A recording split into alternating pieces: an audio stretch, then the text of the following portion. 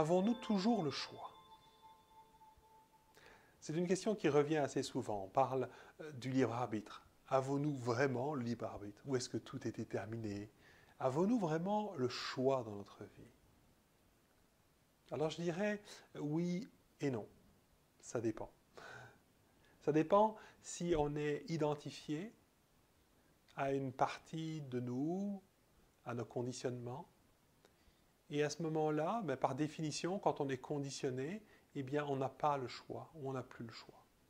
C'est-à-dire que c'est notre conditionnement qui prend le relais sur notre libre arbitre.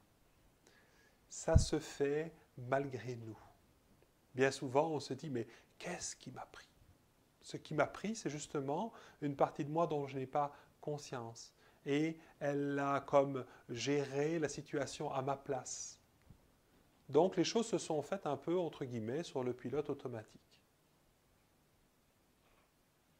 Donc quand on est identifié, effectivement, on peut se trouver dans une situation où on a l'impression qu'on n'a pas le choix. On n'a pas le choix de la façon qu'on réagit à une situation. On n'a pas le choix d'être effrayé, on n'a pas le choix d'être découragé, on n'a pas le choix de... Voilà. Moi, je me souviens que j'ai passé une très longue période de ma vie comme ça sur le pilote automatique. Alors que j'avais déménagé au Québec, je me suis, entre guillemets, réveillé comme 2-3 ans plus tard en me demandant comment j'étais arrivé là.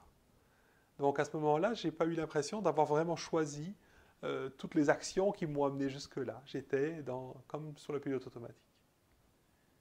Et en fait, comment est-ce qu'on peut retrouver le choix? Où est-ce qu'on a le choix?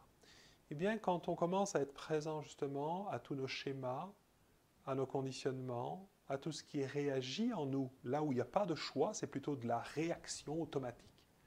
Quand on commence à prêter une attention à cela, on va pouvoir voir que dans une situation, par exemple, quelque chose en nous se met en colère, et si on n'est pas présent à ça, c'est la colère qui sort d'un coup et qui va se projeter sur l'autre, et c'est là qu'on se dit, mon Dieu, mais qu'est-ce qui m'a pris, hein? Mais si je prends un moment pour reconnaître cela, ce qui réagit, à lui offrir un peu de présence, eh bien à ce moment-là, j'accède à une conscience plus large, à l'intérieur duquel cette partie de moi réactive apparaît. Et donc, à partir de cet espace plus large, je retrouve un choix.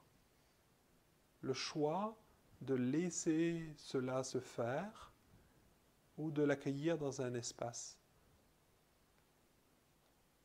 Le choix de sortir de la situation un moment, de prendre un temps pour accueillir, pour me calmer, ou de faire face à la situation tout de suite. On va retrouver une possibilité de choisir.